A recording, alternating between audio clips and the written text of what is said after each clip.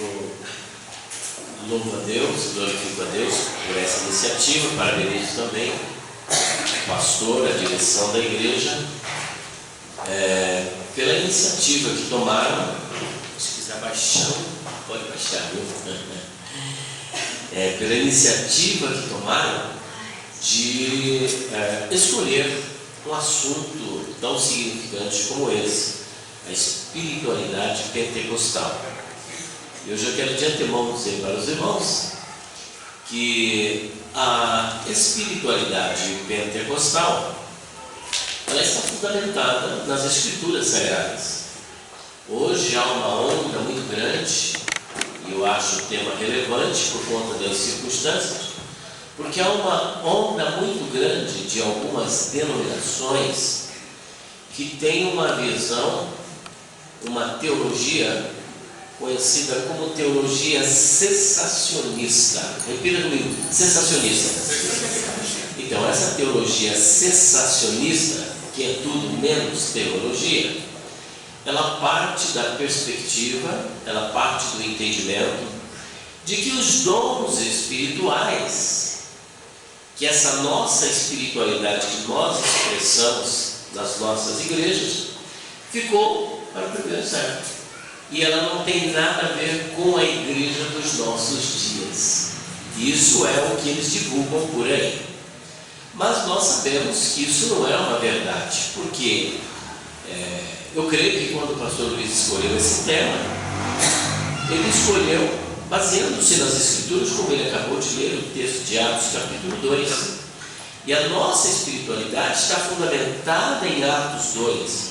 Porque o Senhor é o mesmo ontem, hoje e sempre e eternamente. Portanto, aquilo que Ele prometeu, aquilo que Ele fez, Ele continua fazendo e realizando no seio da igreja.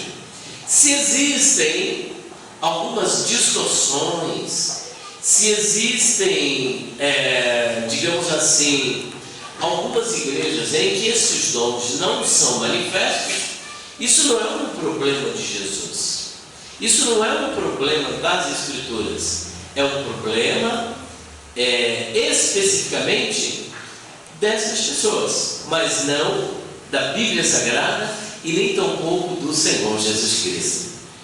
Portanto, a espiritualidade cristã ou pentecostal, ela está fundamentada nisso que o pastor acabou de ler. Oração não existe, porque quando o crente para de orar, você vai perceber que a inanição, a fraqueza espiritual, ela vai se instalando. Porque a oração, o que é? A oração é um meio que Deus usa para estar em contato com o seu povo. Deus é um Deus pessoal, Deus gosta do diálogo, e a maneira como Ele escolheu para dialogar conosco foi a oração, é o canal. Então, quando você para de falar com a fonte, você para de receber, o poder da fonte, e aí a coisa começa a ficar difícil. Segundo, é a palavra de Deus. Terceiro, é viver em comunhão, como já foi lido aqui, os irmãos precisam viver em comunhão. E eles viviam uma realidade pentecostal dos dons espirituais. E quando nós falamos de uma realidade pentecostal, e até mesmo de uma espiritualidade pentecostal, eu estou fazendo uma retrospectiva, eu estou querendo remeter os irmãos para aquilo que aconteceu num dia específico, chamado dia de Pentecostes, que o Senhor escolheu, o dia de Pentecostes, que era uma grande festa.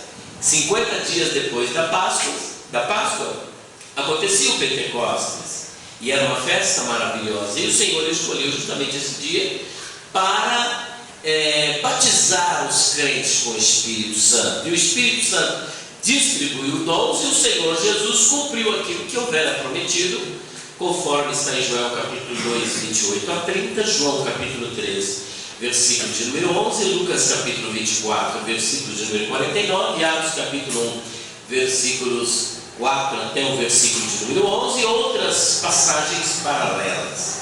Portanto, ele cumpre. Então, esse viver essa realidade pentecostal é que eles viviam a realidade, primeiro, do batismo com o Espírito Santo.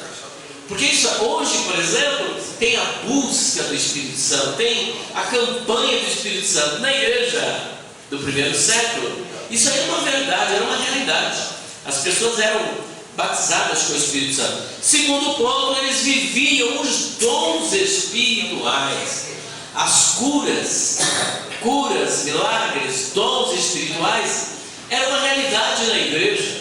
E a igreja precisa. Alguns chegam a dizer que nós não precisamos dos dons espirituais porque hoje tem a medicina. Mas se esquecem de uma coisa, que os dons espirituais, como a profecia, eles têm 3 finalidades. Primeiro, exortação, edificação e consolação. Ora, a igreja precisa ser exortada, ela está na terra. A igreja precisa ser edificada, porque ainda está na terra. E a igreja também precisa ser consolada. Portanto, enquanto a igreja precisar de exortação, de edificação e de consolação, os dons são necessários e os dons estão disponíveis para a igreja. Portanto, isso é uma realidade.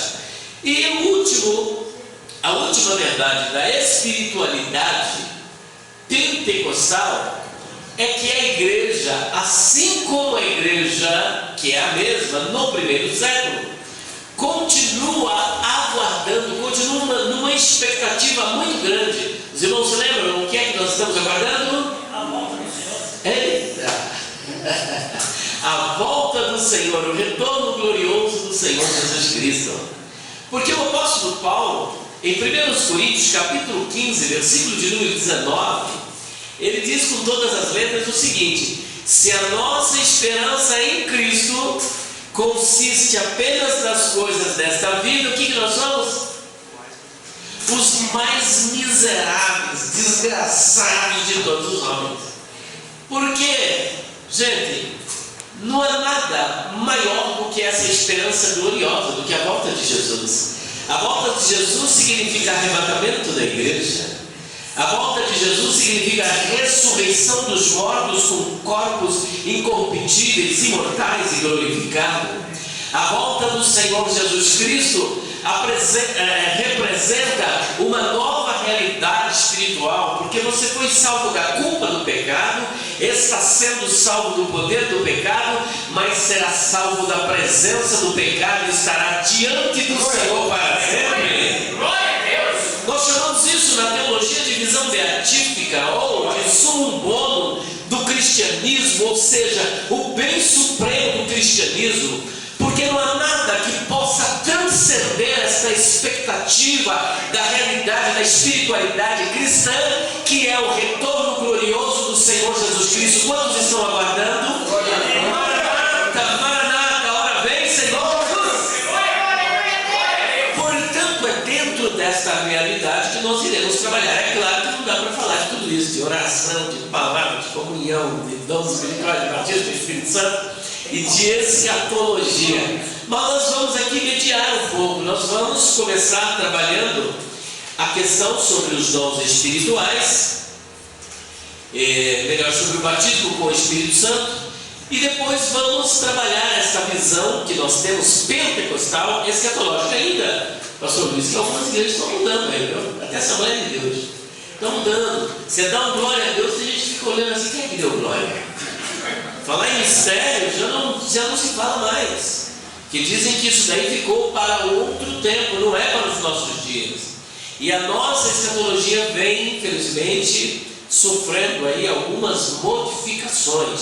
Vamos ver se dá para a gente trabalhar esses assuntos, que eu tenho hoje mais de uma hora aqui para falar, né? Claro que eu não vou ocupar todo o tempo, mas vamos trabalhar esses assuntos. Eu quero convidá-los para lermos no livro de Atos dos Apóstolos, capítulo 2, ou melhor, vamos ler Mateus capítulo 3, versículo 11, depois nós vamos trabalhar Atos dos Apóstolos, amém? Mateus 3, 11.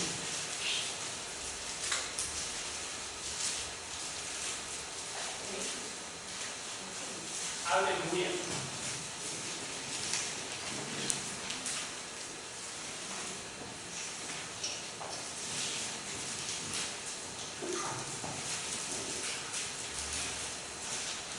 Todos encontraram? Amém. Então vamos à leitura. E eu, em verdade, vos batizo com água para o arrependimento. Mas aquele que vem após mim é mais poderoso do que eu. Não sou digno de levar as suas sandálias. Ele vos batizará com o Espírito Santo e com fogo. Vamos ler todos juntos? E eu, em verdade, vos batizo com água para o arrependimento. Mas Ele que vem após mim é mais poderoso que eu, cujas alpargas não sou digno de levar. Ele vos batizará com o Espírito Santo e com fogo. Senhor nosso Deus e nosso Pai que está nos céus, Aleluia, Jesus. mais uma vez nos encontramos diante da Tua presença para Te louvar, glorificar e bendizer pela Tua fidelidade, pelo Teu amor, pela Tua graça e misericórdia.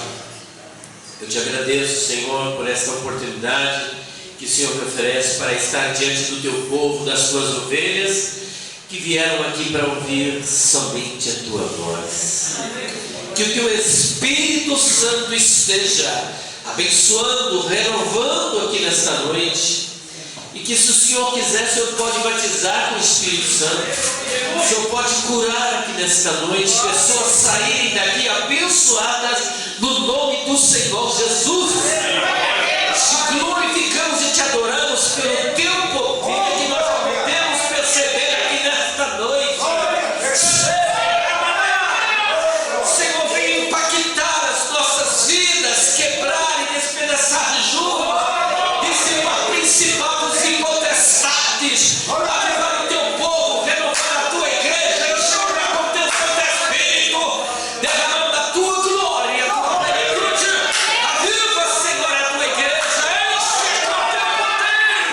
Oh, Deus de Abraão, de Isaac e de Jacó, derrama cantoria, Deus de avivamento, Deus de poder, graça e verdade, enche a Tua igreja com Teu poder, Senhor, manifesta a Tua glória. Queremos sentir a nossa vida, Senhor, abalada pelo Teu poder.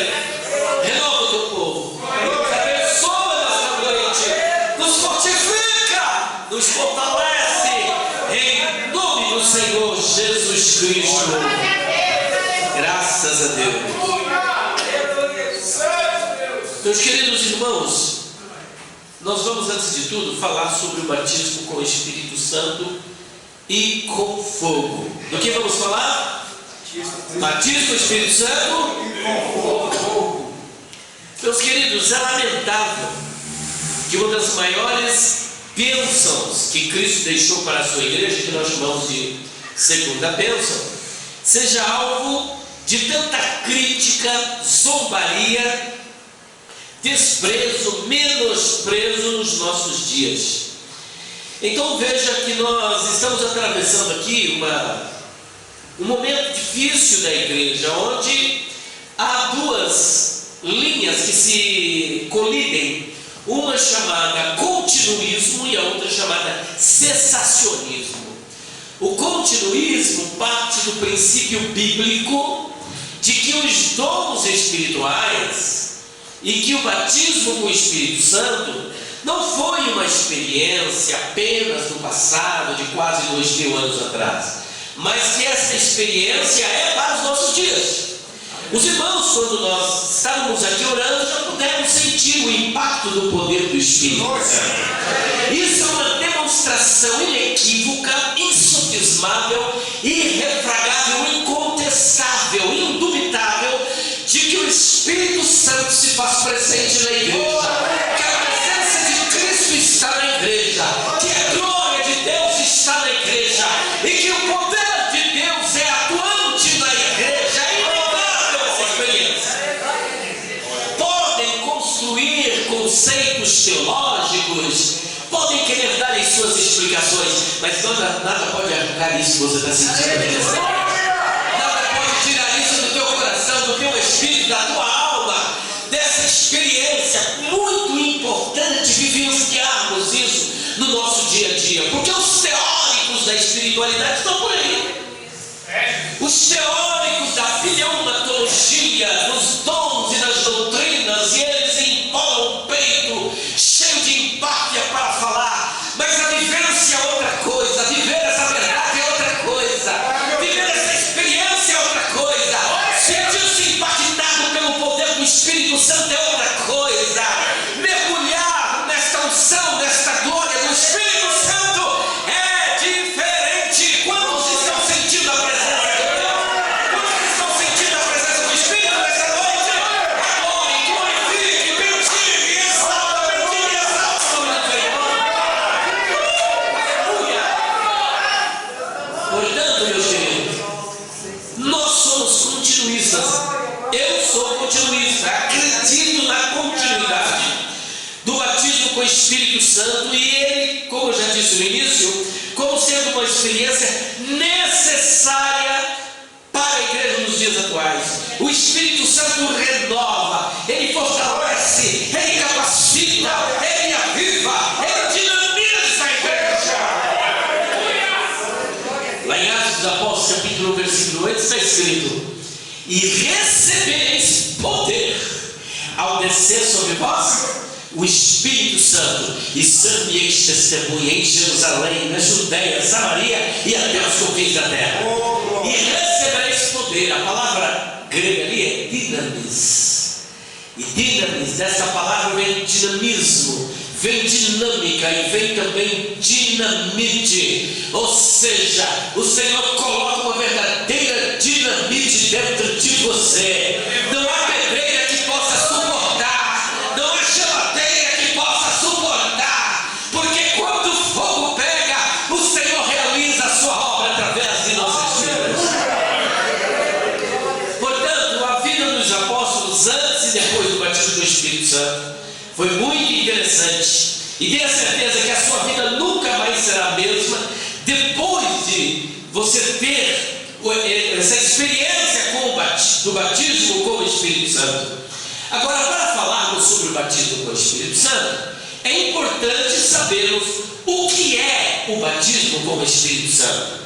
E por que é importante e fundamental que saibamos o que é o batismo com o Espírito Santo? Porque existem muitas falácias por aí, principalmente dos calvinistas, dos adventistas e de outros istas, mostrando uma outra realidade acerca do batismo com o Espírito Santo. Só que antes de falarmos sobre o que realmente é o batismo com o Espírito Santo, é de fundamental importância que saibamos o que ele não é. Portanto, antes de sabermos o que ele é importante sabermos o que ele não é. Olha só, o que ele não é. Em primeiro lugar, já quero deixar claro aqui para os irmãos, que o batismo com o Espírito Santo não é o selo do Espírito Santo. O que ele não é? Selo do Espírito Santo. E o que é o selo do Espírito Santo? A palavra selo é uma marca ou sinal que implica em duas verdades. Eu quero repetir isso. Selo é uma palavra que significa duas coisas, que implica em duas coisas. É um sinal que implica em duas coisas. É uma marca ou um sinal que significa duas coisas. A primeira verdade que o selo do Espírito Santo significa é propriedade. A primeira é Propriedade. E a segunda é garantia. A segunda é Garantia. Bom, vamos para a propriedade. Eu morei há muito tempo atrás. Quando eu falo muito tempo, é muito tempo mesmo, gente. Em 1968, morei no estado do Paraná, em Alto Paraná, perto de Paranavaí. E a gente morava na fazenda de um japonês, o nome dele é bem interessante, Geiji Kageyama. É o João Geiji Kageyama, né? O João é brasileirado, né? Porque esse nome na verdade é hebraico. Geiji Kageyama é um nome japonês. E ele era pecuarista e também agricultor. Ou seja, ali na fazenda dele, ele tanto plantava café, milho, soja, como também criava gado. Só que paralelo a essa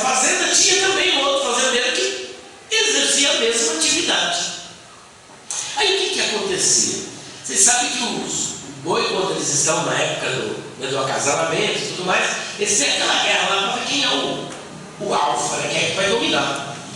E aí eles entravam como diz ali, numa briga entre si, e aí a cerca era de arame farpado. Quando os bois entravam naquela treta lá, como diz o outro, a cerca caía e o gado se misturava. O gado se misturava, o gado B se misturava com o gado A. Agora, visto que eles são todos parecidos, como é que os fazendeiros faziam para poder separar o seu gado do gado vizinho? Alguém vai me dizer? A marca. Tinha uma vara que não sei como é que era aquele que colocava no fogo. Ferro. Bota ali no fogo com as iniciais do dono. Botava no fogo e deixava lá. E deixava ali. E aí quando chegava, estava incandescente, colocava no animal e ficava as iniciais do dono. Portanto, quando o dono chegava no meio dos gatos, tudo misturado, não interessava que estava misturado, ele olhava e falava assim: esse aqui é meu. E é seu por quê? Porque ele tem a minha marca, ele tem o meu selo. E o outro da mesma sorte. Daqui a pouco estavam separados os gados por causa que era o selo. Assim é você, assim sou eu. Você tem a marca da promessa, você tem o selo do Espírito Santo. Não interessa onde você estiver, o Senhor conhece aqueles que são seus. Ele sabe os que são seus. E todo aquele que profere o nome de Cristo aparta-se da iniquidade. Ele sabe quem é dele, ele sabe que você pertence a ele. Você tem a marca da promessa, você foi selado com o Espírito Santo.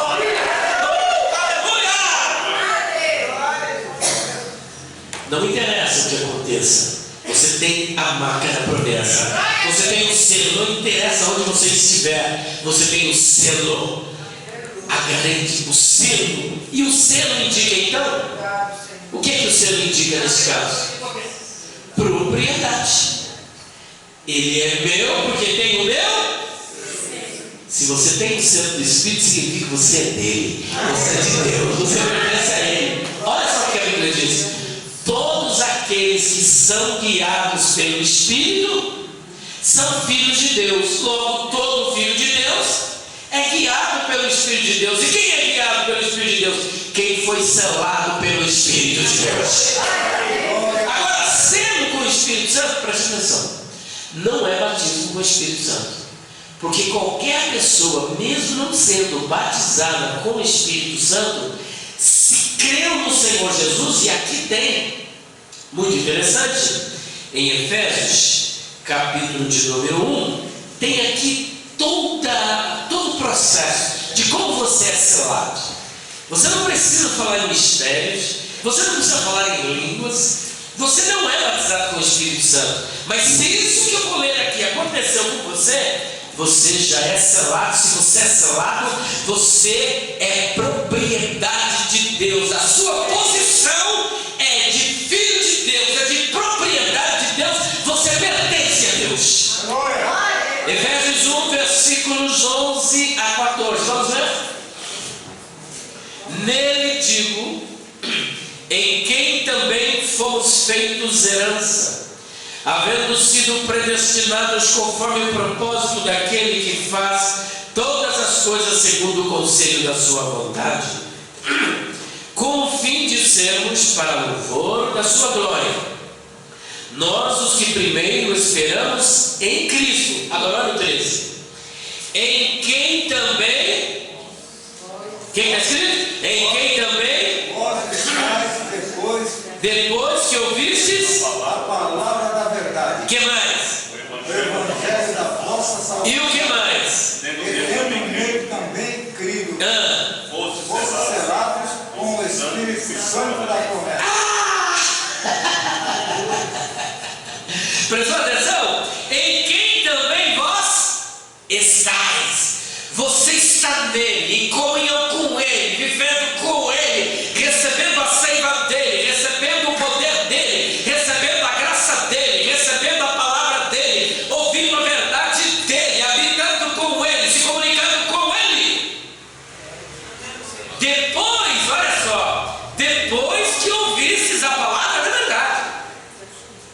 o evangelho da vossa salvação, e tendo nele crido, fostes selados com o Espírito Santo da promessa.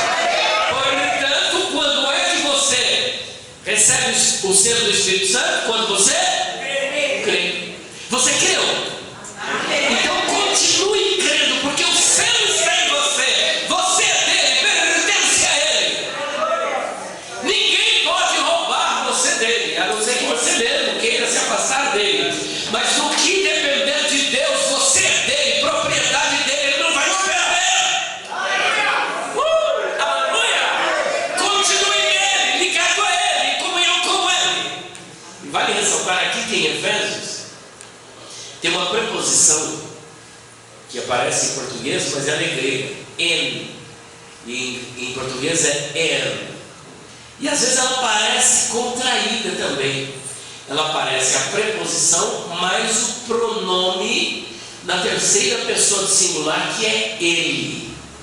Essa preposição nas cartas de Paulo, ela aparece cerca de 106 vezes. Só que na Epístola aos Efésios, ela aparece mais de 30 vezes nas suas diferentes modificações. Por meio de, nele, em ele, por ele. Gente, é coisa linda. E quando você encontra essa preposição, tenha no seu coração a seguinte verdade: significa que em ele, significa que você está em comunhão com ele, e tudo que acontece é por causa dele, é por ele e para ele, até você é dele. Essa epístola está dividida em 3 partes, que eu divido, de acordo com o que eu aprendi, em 3 palavras.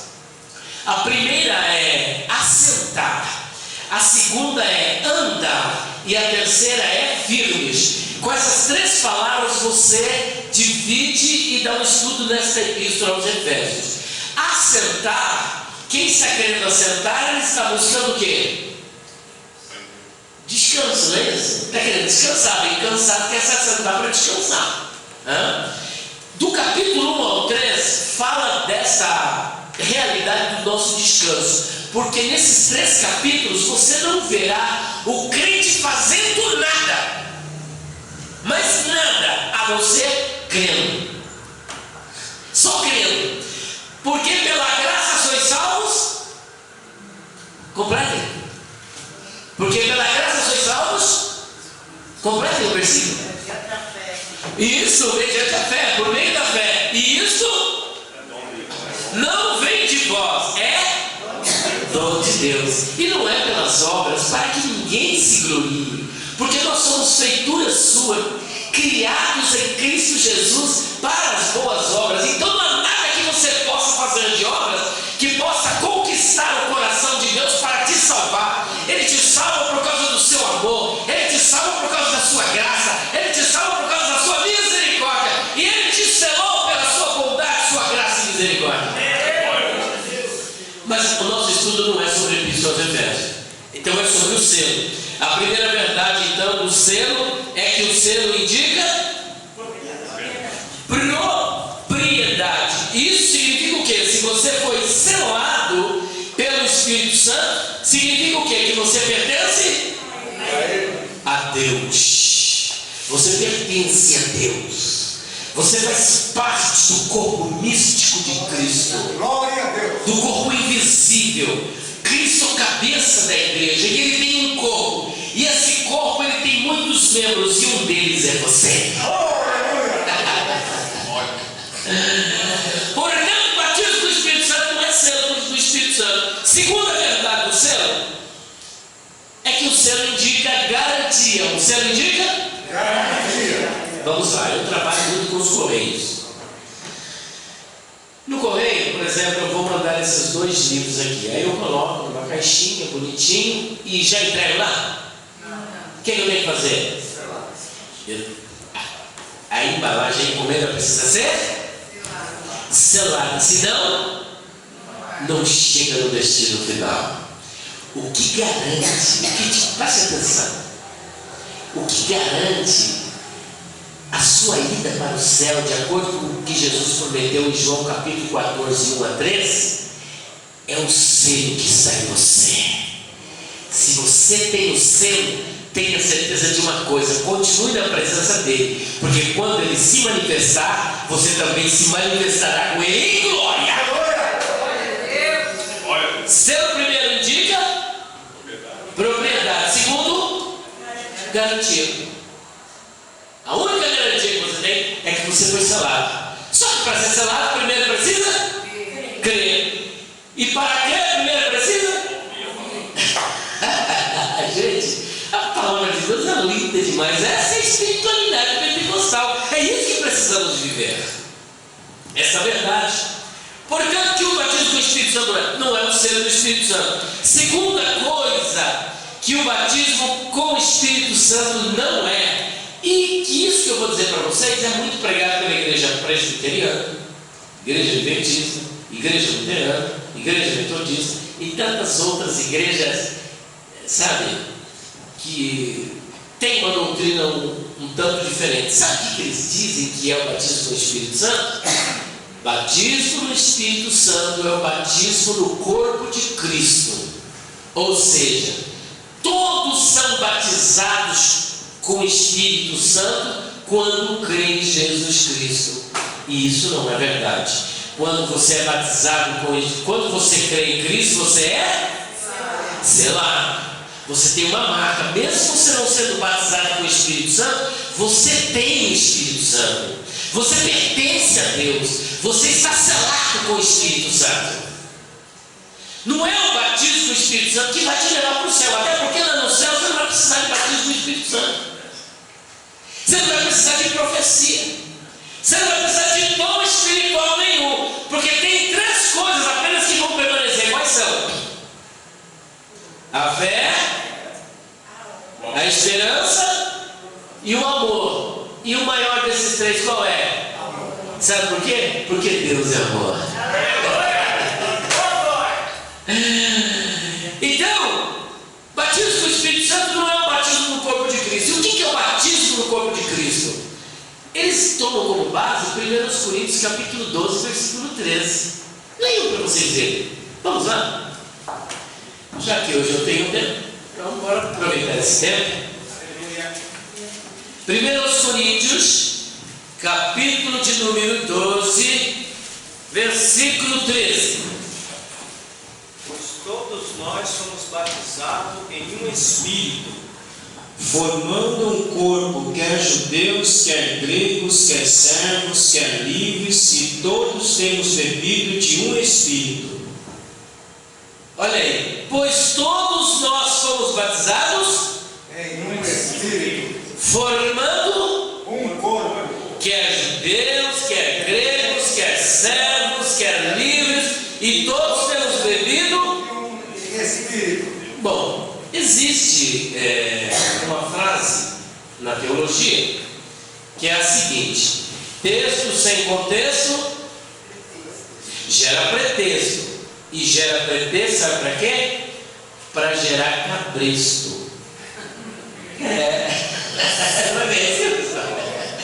Texto sem contexto gera pretexto e gera cabresto, porque a pessoa é guiada por aquela pessoa que fez tudo sem contexto. Do que Paulo está tratando aqui no capítulo 12, versículo 12 em diante? Leia o versículo 12. O que é escrito?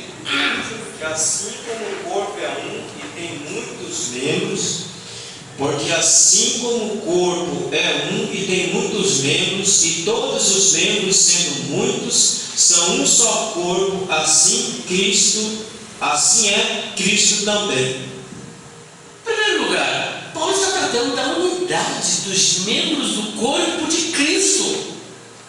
E ele continua no 14 dizendo: porque também o corpo não é um só membro, mas muitos. Se o pé disser, porque não sou mão, não sou do corpo, não será por isso do corpo? E se a orelha disser, porque não sou olho, não sou do corpo, não será por isso do corpo? Se todo o corpo fosse olho, onde estaria o ouvido? Se todo fosse ouvido, onde estaria o olfato? A minha pergunta é: Paulo porventura está tratando nesse capítulo aqui, ou melhor, Espírito Santo? Não. Ele está falando da unidade do corpo de Cristo. Da unidade, como isso é processado. Como é que é formado o corpo de Cristo? Por meio do Espírito Santo. Porque é Ele que convence o homem do pecado, da justiça e do juízo. E quem é que então liga o crente ao corpo? O Espírito. Quem é que guia o crente? O Espírito. Quem é que confirma que você é filho de Deus? O Espírito. Portanto, não há como você tirar desse texto essa verdade que ele não está dizendo, ou seja, dizer que no versículo 13 está falando de batismo com o Espírito Santo, porque isso não é batismo com o Espírito Santo. Até porque nós vamos voltar agora para Mateus capítulo 3, versículo 11. Porque existem as três pessoas da Trindade. É uma só divindade, porém três pessoas. Primeira pessoa é a pessoa do Pai, a segunda do Filho e a terceira do Espírito Santo. Agora, apesar de serem pessoas distintas, diferentes, eles gozam de uma mesma divindade, compartilham de uma mesma divindade. O Pai é Deus, o Espírito Santo é Deus e o Filho também é Deus. Só que na economia da divindade, da Trindade, cada pessoa possui uma função diferente, ainda que todos concordam, porém possuem funções diferentes. Quem é que convence o homem do pecado, da justiça e do juízo? O Espírito Santo. Quem é que salva? O Pai. Porque é pela graça que sois salvos. Mas só que é por meio de quem? Do Filho. Por meio da fé. Se você não crê em Cristo, o Pai não pode? Olha que interessante. Entendeu? Se você não crê no Filho, e a condenação é essa, que eles não creram no unigênito Filho de Deus, no nome do unigênito Filho de Deus. Essa é a condenação. O Espírito Santo convence o homem, está lá em João, depois de ler 16, versículos 7 e 8, e ele convencerá o mundo do pecado, da justiça e do juízo. Lembra, por favor? Capítulo 16, versículos 7 e 8, para eu não perder aqui a linha de raciocínio. É o capítulo 16, versículos 7 e 8, acho que vai para o 9 também. Todavia digo-vos a verdade, que vos convém que eu vá, porque se eu não for, o Consolador não virá a vós, mas quando eu for, vou enviarei. E quando ele vier, convencerá o mundo do pecado e da justiça e do juízo. Do pecado, porque não creem em mim. Olha só, do pecado, por quê? Pronto, era até aí que eu queria. Do pecado. Então o maior pecado, fora para ser contra o Espírito Santo, que não pode salvar a pessoa, qual é? Não crer em Cristo. Em outras palavras, a incredulidade. Deus salva, o Espírito Santo sela, mas só que é por meio de Jesus Cristo. Você tem que crer em Cristo. Você tem que confessar. Se confessarmos Jesus como o Senhor, e no seu coração você crê que Deus o ressuscitou dos mortos, você será salvo. Crê no Senhor Jesus e será salvo? Porque quem crê e for batizado? E quem não crê? Ah, que interessante. Então as três pessoas estão conectadas em comum acordo. Cada um tem a sua função. Não tem como você descompatibilizar isso. Ah, não, eu não vou aceitar a graça aqui, mas eu não vou crer em Cristo. Ah, não tem jeito. A graça não vai nem para ser efetiva na sua vida. A graça está disponível, porém não surtirá efeito, a não ser que você creia. Eu falei tudo isso para ilustrar que cada uma das pessoas tem uma função. O Pai tem uma função, o Espírito Santo tem uma função. O Espírito Santo, na realidade da espiritualidade pentecostal, tem várias coisas que ele faz, mas em se tratando estamos falando da realidade dos dons espirituais e de batismo com o Espírito Santo, e é dentro desse contexto que eu quero chamar a atenção de vocês. Ele tem uma única função. Quem sabe qual é? Distribuir dons espirituais para a igreja, de acordo com o capítulo 12 de 1 Coríntios. É Ele que distribui os dons, não é o Filho e não é o Pai. O dom do Pai é salvação, o dom do Espírito Santo é dar dons, e o dom do Filho, batizar com o Espírito Santo. Vocês estão entendendo? Então, se alguém disser, o Espírito Santo te batizou, opa! Não, ele não batiza ninguém. Não tem um versículo na Bíblia dizendo que o Espírito Santo batizou alguém. Não existe na Bíblia, gente. Nenhum só versículo. Eu fui batizado pelo Espírito Santo. Não, eu fui batizado com o Espírito Santo. Mas quem realizou o batismo? Foi Jesus. Foi Jesus. É Ele que batiza. Quem dá dons? Quem distribui dons? Espírito Santo. Quem salva? E quem batiza no Espírito Santo? E vamos ver isso na Bíblia, Mateus capítulo 3, versículo 11. Vocês percebem que a Bíblia é coisa linda, gente. Não tem equívoco. Mateus 3,11, pode ler, meu Deus. E eu em verdade vos digo, eu em verdade vos batizo com água. Presta atenção, Eu quem aqui? João Batista. Falou, eu batizo com água. Para que mesmo? Para o arrependimento. Então preste atenção. Ele falou na primeira pessoa. Eu aqui, gente, ele está pregando. Eu batizo vocês com água. Ele só podia fazer o que mesmo? Batizar com água. Ele não podia dar dom, ele não podia batizar com o Espírito Santo, ele não podia salvar. Mas uma coisa ele podia fazer: mergulhar quem que cria nas águas para o arrependimento. E agora, continuando, pastor. Mas aquele que vem após mim é mais poderoso do que eu. Opa! Pera um pouquinho. João Batista, dentro dessa teologia, qual era o papel de João Batista em relação a Jesus? Anunciador, ele era o precursor. O profeta Malaquias falou dele.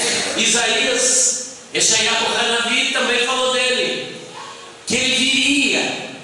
Inclusive os judeus falam até agora, tem lá a cadeira de Elias que eles colocam nas sinagogas nos templos, esperando Elias chegar, porque existe uma escatologia judaica, esperando Elias chegar. E o Elias vai tocar o shofar, e quando ele tocar o shofar, eles acreditam, os mortos vão ressuscitar, e aí o Mashiach, o Messias, que já veio, que eles não sabem, virá. E esse Messias não é divino, ele é apenas um homem que também morre como todo homem. Esse Messias eu não quero. O meu Messias morreu, mas ao terceiro dia ele ressuscitou, e essa da majestade da altura. Portanto, aqui mas depois de mim vem o que mesmo? Que é mais poderoso do que eu. Ele é mais poderoso do que eu, só que ele vai além. O que ele diz mais? Cujas alparcas não sou digno de levar. Olha só, eu não sou digno de, abaixando-me, tirar a sandália dos seus pés e carregar nem o chinelo empoeirado dele.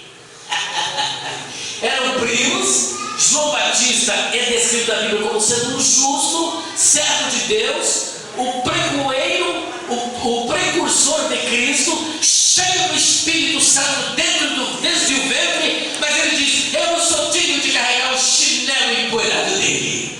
Ele é mais poderoso do que eu. E olha o que ele vai fazer. Ele vos batizará com o Espírito Santo e com fogo. Aleluia! Ele vos batizará com o Espírito Santo e com fogo. Quem é ele? Jesus. Quem é ele? Jesus. Quem é ele? Jesus. Glória a Deus! É ele que batiza. Portanto, quando vierem trazer esse texto de 1 Coríntios 12, 13 para você, dizendo que ali foi uma experiência do batismo com o Espírito Santo, não acredite, porque a Bíblia não diz isso. Que é o Espírito Santo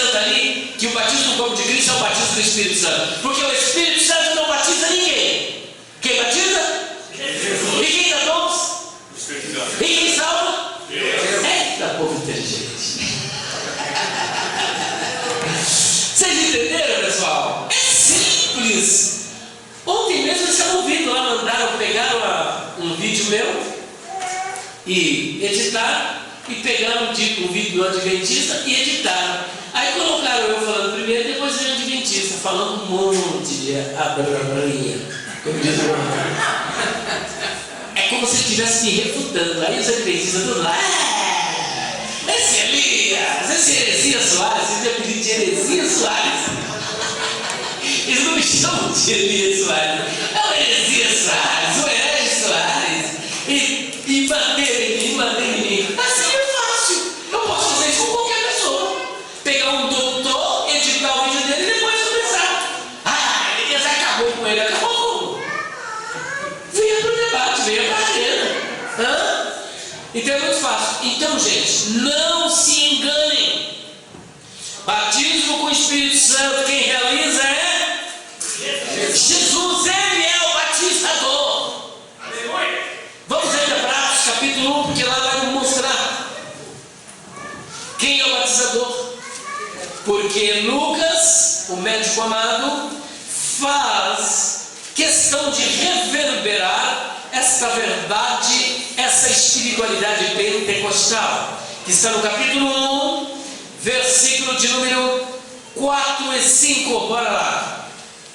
E, estando com eles, determinou-lhes que não se ausentassem de Jerusalém, mas que esperassem a promessa do Pai, que disse ele: de mim ouviste.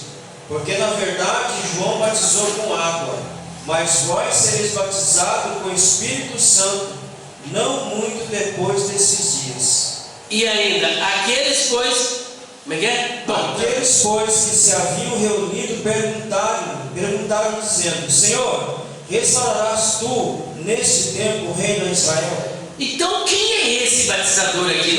Gente, acho que eu estou chovendo molhado já, né? Quem batiza com o Espírito Santo é Jesus. Então usaram o texto de 1 Coríntios 12, 13 para dizer que o batismo no corpo de Cristo é o batismo com o Espírito Santo. Não é verdade, porque o Espírito Santo não batiza com o Espírito Santo. Quem batiza com o Espírito Santo? É Jesus. E, como diz os franceses, c'est fini. C'est fini. C'est fini. C'est fini significa fim, acabou. Game over. É isso. Continuando. O que o batismo com o Espírito Santo não é? Não é o novo nascimento. O novo nascimento é quando você crê em Cristo, você nasceu de novo. Você é selado, você nasceu de novo, ou seja, você estava morto em seus delitos e pecados. Como é que nós estávamos? Mortos. Eu não vou ler todos os textos, porque ainda temos que saber o que é o batismo do Espírito Santo, né? Mortos. Existem 3 tipos de morte. Primeira morte. Deus disse lá, aí vem agora, vamos pegar lá os advérbios. O que Deus disse a Adão lá no capítulo 2, versículo 16 e 17 de Gênesis? Quem se lembra?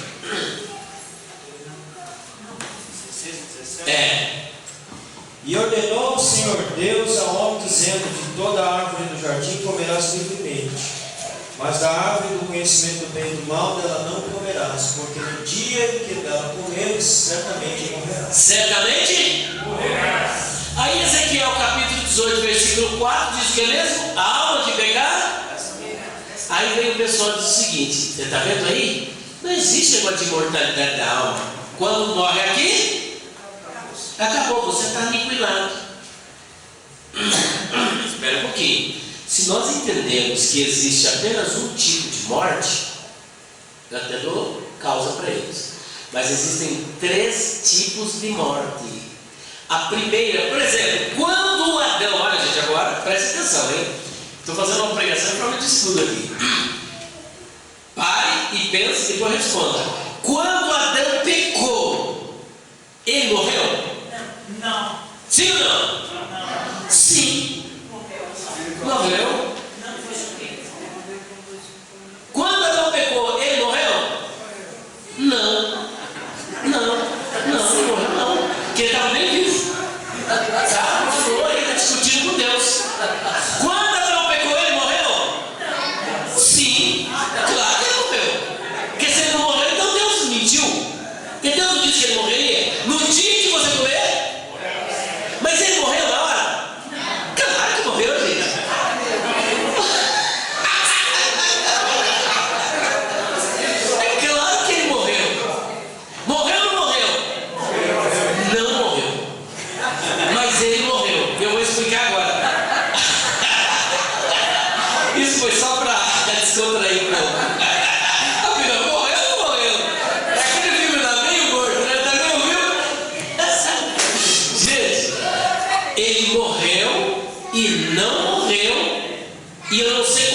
salvação dele, dependendo, ele ainda vai morrer. Olha aí.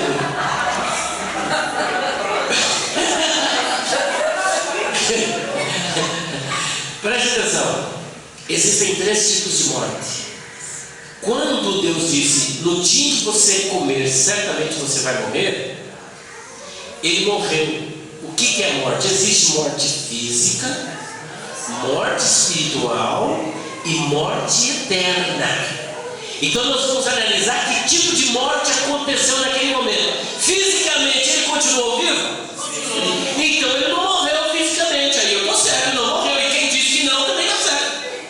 Fisicamente ele não, na hora, mas 930 anos depois, morreu. Que o pecador não adianta. Matusalém viveu quantos anos? 969, mas a Bíblia diz, e ele teve filhos e filhas, e depois? Então ninguém escapa da morte física, com exceção de apenas 2 pessoas da Bíblia, nem Jesus escapou. Quem foram essas pessoas? Enoque e Elias. Serve para você que Moisés ressuscitou, gente? Não tem nada a ver, ele morreu, né? Então estamos falando de pessoas que não experimentaram a morte. 2 que não experimentaram a morte. Quais foram? Enoque e Elias. O próprio Senhor Jesus morreu, mas não porque ele era pecador, mas por causa do meu e do seu pecado, do nosso pecado. Então a primeira morte é a morte física. Ele morreu fisicamente? Então como foi que ele morreu?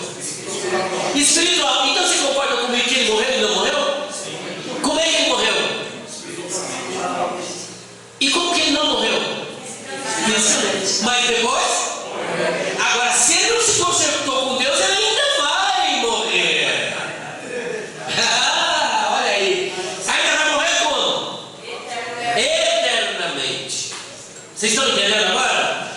Primeira morte que ele experimentou, na verdade, qual foi? Espiritual. E o que é morte espiritual?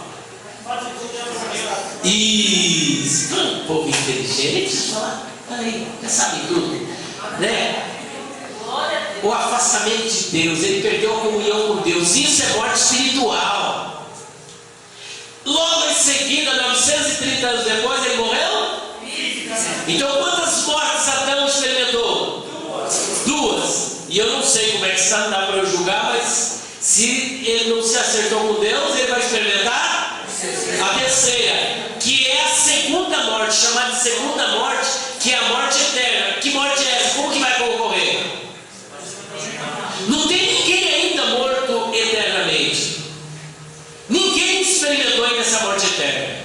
Porque o local para onde essa pessoa será lançada ainda não foi inaugurado. Que lugar é esse?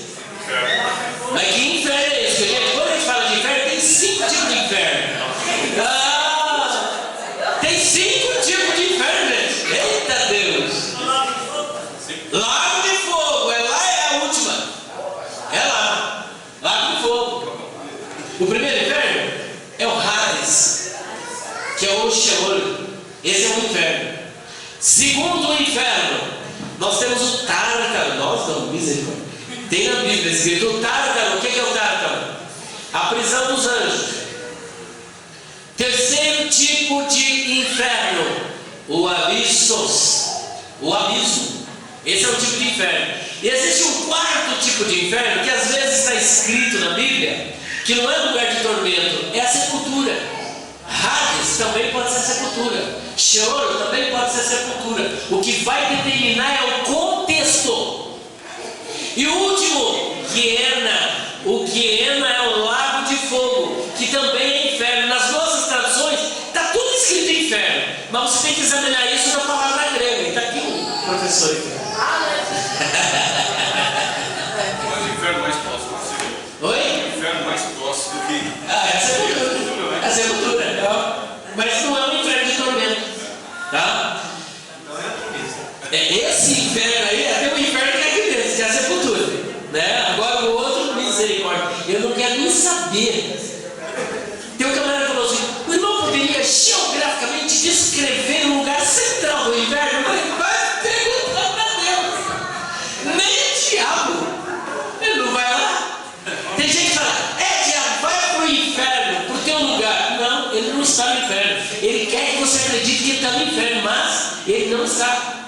E posso falar? Nesse inferno ele nunca estará. O único inferno, os dois infernos, que ele vai experimentar de dois infernos. Qual é o primeiro?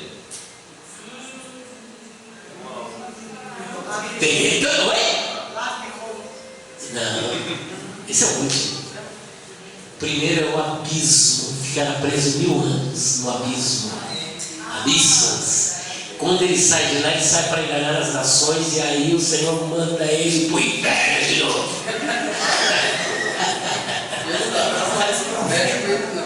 Gente, eu nem sei por que eu entrei nessa aqui, mas agora eu tenho que voltar.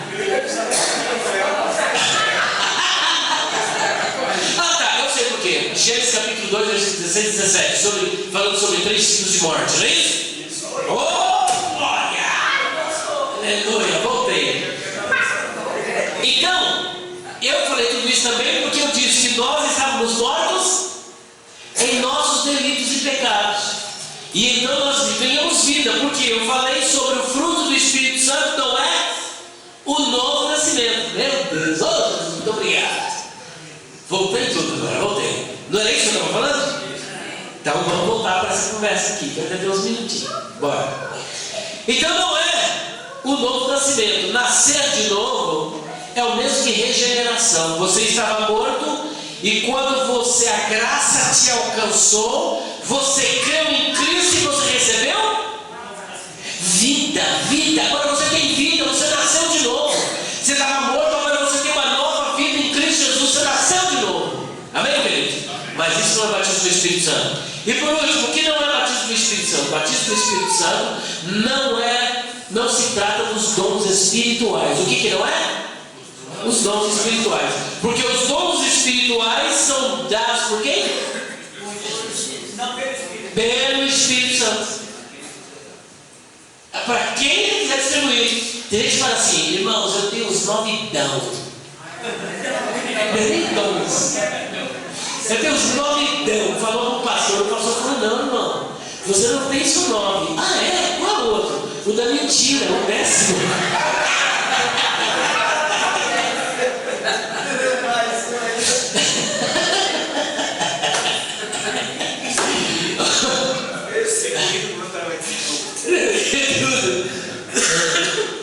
Você tem o da mentira. Você fala assim: eu tenho o dom. Você tem o dom de curar, é seu, é. Então abre uma clínica lá, fazer cura, senão está caro no varejo. Já sei da pizza.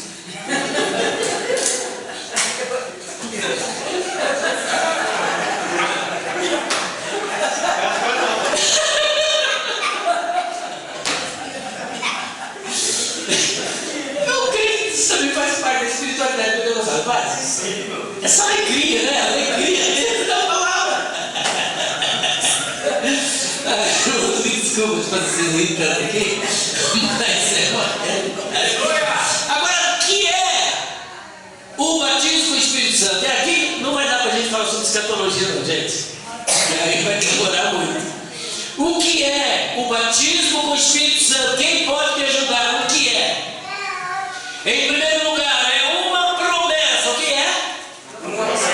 Vocês não precisam ler, mas Mateus 3:11, Lucas 24:49, Joel 2:28-30, Marcos 16:15-17 e Atos capítulo 1, versículo 4 e 5. Prestem atenção, a promessa foi feita no Antigo Testamento. Inclusive o próprio profeta Isaías falou dessa água, né, que derramaria água sobre os sedentos. Houve uma promessa. O Senhor Jesus reitera, ou melhor, João Batista fala dessa promessa em Mateus capítulo 3, versículo 11. O Senhor Jesus, depois da ressurreição, quando que Jesus falou? Depois da ressurreição, ele estava glorificado, ressuscitado. E aqui eu quero que vocês, por gentileza, leiam Lucas 24:49. É uma promessa.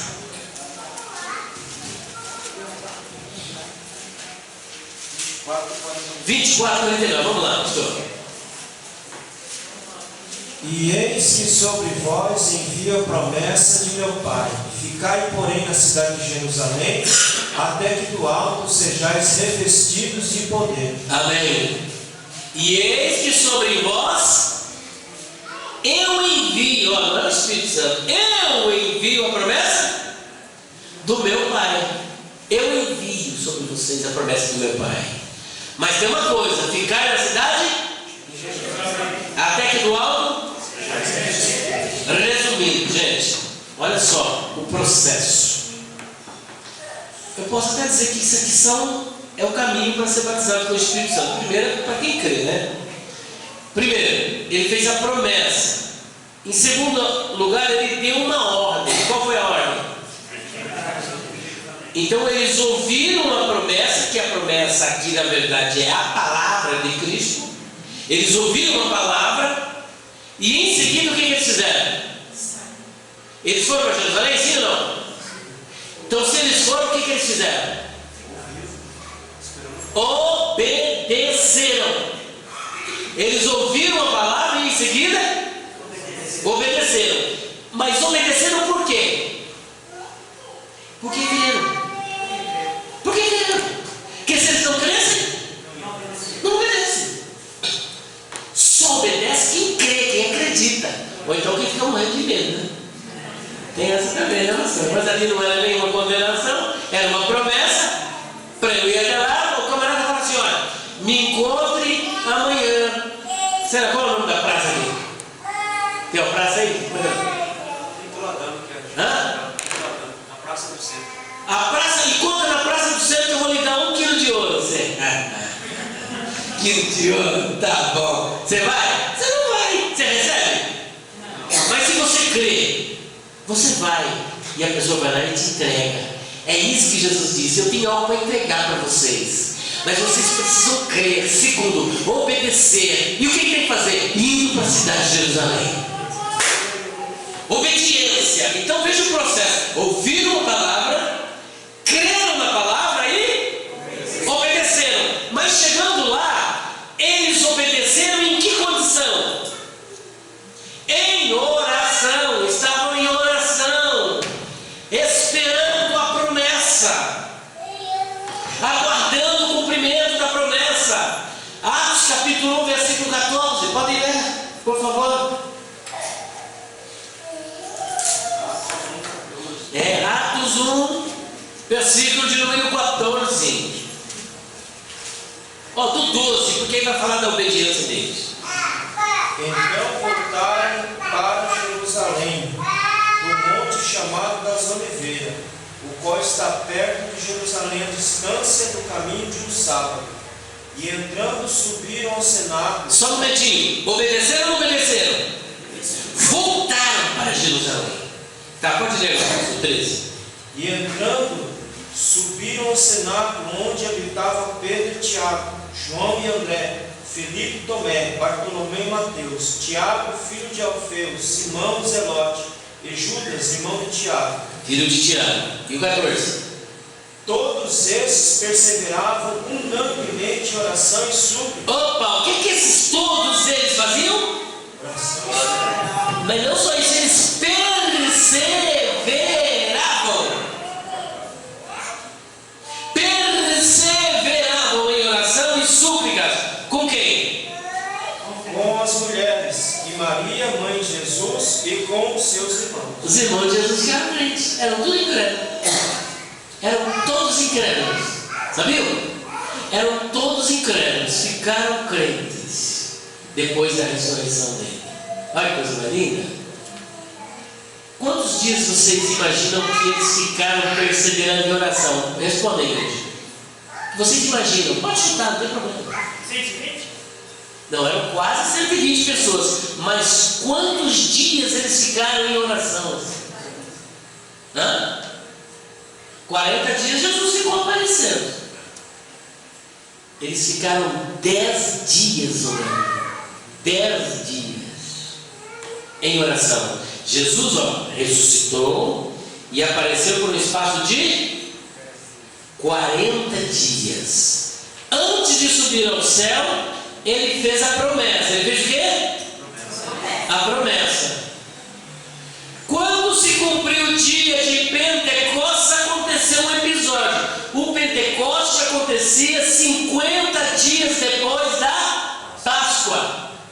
Se Jesus Jesus ressuscitou, ficou 40 dias aparecendo, porque Jesus, gente, não ficou 3 dias e 3 noites completos na terra. Eu explico isso no meu livro, o pastor falou assim, eu achei interessante, depois eu falo disso. Ele não ficou 3 dias e 3 noites, ou seja, 72 horas da sepultura. Ele ficou cerca de 36 horas, porque aí tem toda uma explicação do cômputo judaico, a forma cronológica, cultural de entender isso. Eu sei que no total a soma, 50 dias depois da Páscoa, você tira 40 dias que Jesus apareceu, sobra quanto? 10. Foi justamente o tempo que eles ficaram aqui em oração. Agora nós vamos para Atos capítulo 2, para a gente ver o que é batismo com o Espírito Santo. Atos 2, versículos 1 a 4. E cumprindo-se o dia de Pentecostes, estavam todos concordemente no mesmo lugar. E de repente veio do céu um som como de um vento veemente e impetuoso. Encheu toda a casa em que estava sentado. E foram vistas por eles línguas repartidas como que de fogo, as quais pousaram sobre cada um deles. E todos foram cheios do Espírito Santo, e começaram a falar outras línguas, conforme o Espírito lhes concedia que falassem. Eita, glória a Deus! Olha como aconteceu o batismo com o Espírito Santo. Línguas como que de fogo. Línguas como que de fogo. E Ele nos batizará com o Espírito Santo e fogo. Está aí o cumprimento. Certa vez, eu entrevistei o reverendo Hernandes Dias Lopes quando nós tínhamos o programa da Adólia FM. E era o pastor César que apresentava o programa, mas ele deu a oportunidade de ele entrevistar ali o reverendo. E eu perguntei para ele, reverendo, ele é calvinista, né? Eu falei para ele, fiz a seguinte pergunta para ele, quantos livros o senhor já escreveu? Ele disse assim, 135 livros naquela época. Agora eu vou dizer que ele está com mais de 150. Eu falei, qual o primeiro livro que o senhor escreveu? Vocês são capazes de imaginar qual foi o primeiro livro? O título dele? Fogo Pentecostal. Ele calvinista, escreveu um livro com o título de Fogo Pentecostal. Aí eu perguntei, bom, aproveitando então o ensejo, o senhor poderia nos explicar como é que o senhor entende Mateus capítulo 3, versículo 11, e Ele nos batizará com o Espírito Santo e com fogo?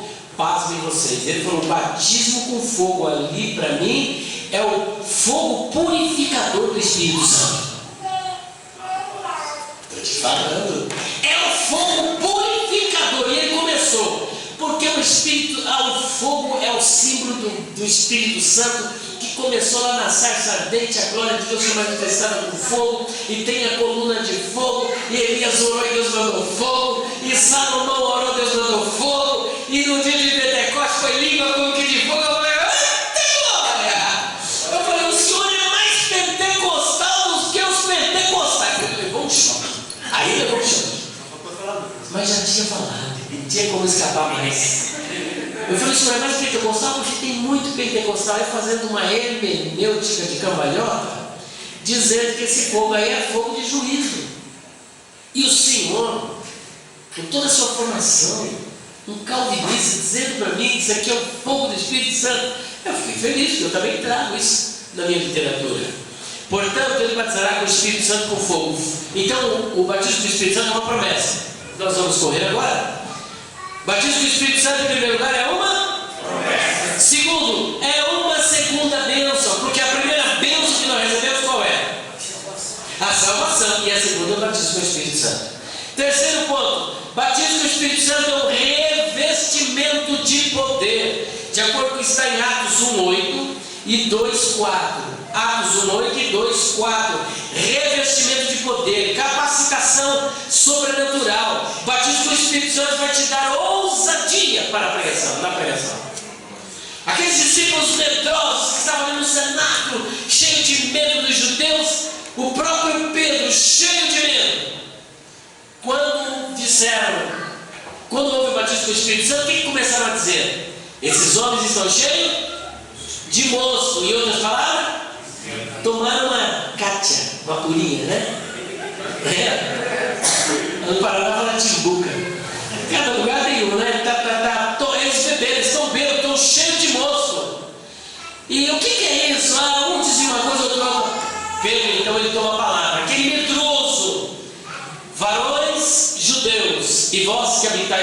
Jerusalém. Seja-vos isto notório e escutai as minhas palavras, porque estes homens não estão embriagados como vós pensais, sendo essa a terceira hora do dia, ou seja, 9 horas da manhã. Mas isso é para que se cumprisse o que foi dito pelo profeta Joel, que diz Deus: do meu espírito derramarei sobre toda a carne. E ele começa com ousadia a pregar, e no final da pregação, aqueles que estavam questionando, que estavam cheios de dar opiniões, eles agora começaram a perguntar. E qual foi a pergunta que eles fizeram? Varões e irmãos, desesperados, o que faremos? É pura simples: arrependei-vos e cada um de vós seja batizados e recebereis o dom do Espírito Santo. Porque essa promessa diz respeito a vocês, é para vocês, mas também é para os vossos filhos, mas também é para os que estão longe, e também é para todo aquele que o Senhor nosso Deus chamar. Se você é chamado por Deus, é para você, é para mim, é para nós. Portanto, esses dons não cessaram. Podemos continuar? Meu Deus! É uma capacitação sobrenatural para dar ousadia, para edificar o crente, conforme 1 Coríntios 14:2. É para os nossos dias. E aqui, gente, é uma pancada na teologia cessacionista, que diz que cessou é para aquele tempo. Não! Vamos finalizar com esse Atos 2:40, 2:39. Atos 2:39, o que está escrito lá? Porque a promessa nos diz respeito a vós. Só um minutinho. Porque a promessa nos diz respeito a... Quem é vós aqui? Não. Olha só, ele está falando para um auditório. Está falando para um auditório. Quem é vós ali? Aquele auditório que ele estava, para o qual ele estava falando. Segundo, pastor. A vossos filhos. Vossos filhos significava que era para a próxima geração. Se ele parasse por aí, eu daria causa para o sensacionista, mas ele não parou por aí. Terceiro ponto. E a todos os que estão longe. Mesmo que eles estão aqui, que estão ainda por nascer, é para eles também. E que mais? A tantos quanto Deus nosso Senhor chamar. A tantos quantos Deus nosso Senhor chamar. Então, quando alguém disser para você que esse dom ficou no passado, você só faz uma pergunta para ele. Não entra na discussão, não. Você fala assim: escuta, você pode me responder uma coisa? O que é? Você foi chamado por Deus? Ele é: claro que eu fui. Então vem aqui, lê essa passagem de Atos, capítulo 2:39. Vamos ver se esse dom é para você também. Acabou a teologia do sensacionista. Acabou. E, finalizando, nós vamos ver que esse dom se repetiu na casa de Cornélio, Atos 10:19. Atos 10, não precisa ler. E se repetiu em Éfeso, com Paulo, no capítulo 19. E não é para ser proibido. 1 Coríntios 14:39. Não é para proibir. Nem batismo do Espírito Santo, nem dons espirituais, não é para ser proibido. Quem diz lá mesmo? 14:39? É. Portanto, irmãos, procurais com zelo profetizar e não proibais falar línguas. Como é que é o negócio? Eu não entendi bem. Não proibais falar línguas. Está vendo? Tem os pastores aí proibindo falar em língua. Ele disse que não é para proibir. Não é para proibir. Quem quiser ser contencioso, que seja, mas nós não temos tal costume nessa igreja de Deus. E por último, não é para ser extinto, não é para extinguir. Ver aos Tessalonicenses 5, versículo 20. Oi? Identificação do batismo não é falar em línguas. Como é que é? A identificação do batismo do Espírito Santo não é falar em línguas, Paulo fala, né? É. Dessa questão. Quem fala em línguas edifica-se assim. Não é uma evidência pessoal aqui. É evidência. É evidência do batismo. Falar em línguas é evidência do batismo. Se alguém não fala em línguas, não foi batizado pelo Espírito Santo. E é o último que eu vou falar agora. O senhor antecipou. Então vamos lá. Primeiro Tessalonicenses 5:20. 19:20? Não, 5:20. Não desprezai as profecias, Onde está? Não extingais. É 19. Não, 19. Extingais o Espírito. Isso, não extingais o Espírito e não desprezas as profecias. Agora, qual é a evidência? Ele antecipou, pastor. Qual é a evidência do batismo? Como é que eu sei que eu fui batizado com o Espírito Santo, gente?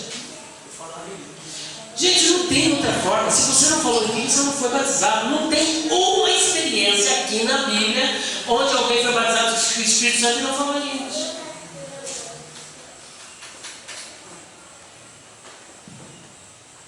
Todos falaram em línguas. Tanto é verdade que Paulo diz que é para não proibir o quê?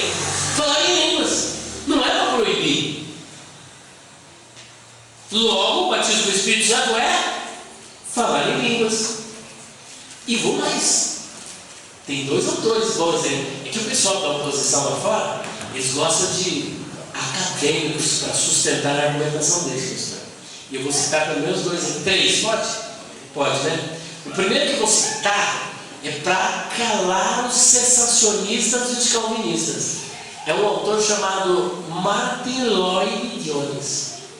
O Martin Lloyd Jones, ele tem um livro sobre o batismo com o Espírito Santo e os dons espirituais pela editora Carisma, onde ele vai falar sobre a atualidade dos dons. Primeiro.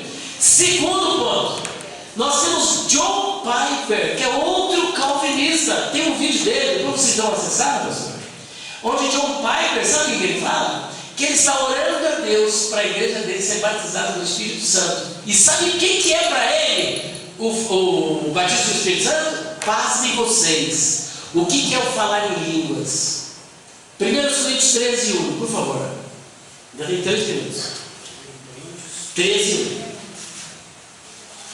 Depois vou citar o último, que é uma referência na área da exegese e até mesmo quase que venerado, viu? Pelos calvinistas. 1 Coríntios 13:1, o que está escrito? Ainda que eu falasse a língua dos anjos, ainda que eu falasse a língua dos homens e dos anjos, e não tivesse amor, seria como metal que soa, ou como o sino que tinha. Olha só, para John Piper e para o terceiro agora, pastor, para o terceiro teólogo chamado Gordon Fee. Gordon Fee, ele tem umas obras em termos de lês, segundo, Manual de Exegese, e agora ele lançou pela Edições de Vida Nova um comentário de 1 Coríntios, e lá em 1 Coríntios 13, versículo 1, juntamente com John Piper, sabe o que ele diz que é o falar em línguas? A língua dos anjos. Gente, peraí um pouquinho. A Bíblia está dizendo, e eles, como dois grandes teólogos, um calvinista e outro pentecostal, porém, com suporte linguístico, interpretativo, exegético, chamado Gordon Fee, diz que falar em línguas é a língua dos anjos. Meu Deus, e agora, José? Como diz o Drummond de Andrade, e agora, José? O que a gente faz? Portanto, a evidência do batismo com o Espírito Santo é que não dá mais tempo, senão ia dar uma circulada aqui nos textos bíblicos. Como é que Pedro soube que lá na casa de Cornélio houve o batismo com o Espírito Santo? Quem sabe? Porque ele ouvia eles falando em línguas e glorificando a Deus. Como é que Paulo soube que houve o batismo com o Espírito Santo na vida dos irmãos e discípulos de João e Éfeso? Porque eles falaram em línguas. Como é que houve aqui a evidência dos dons em Atos capítulo 2, versículo 4? E todos foram cheios do Espírito Santo e começaram a falar línguas. Línguas. Então a evidência do batismo do Espírito Santo é falar em línguas. Agora, se eu não falar em línguas, não for batizado com o Espírito Santo, eu não tenho o Espírito Santo? Claro que tem, nós já discutimos isso. Se eu for não falar em línguas, não for batizado com o Espírito Santo, eu não sou salvo? É claro que você é salvo, até porque Jesus só batiza salvo. Mas se eu não for batizado com o Espírito Santo, eu não tenho o selo do Espírito Santo? Claro que você tem, até porque ele só batiza quem é salvo. Ele não batiza incrédulo, ele não batiza perdido, ele batiza salvo. Meus queridos, Deus abençoe a vida de vocês.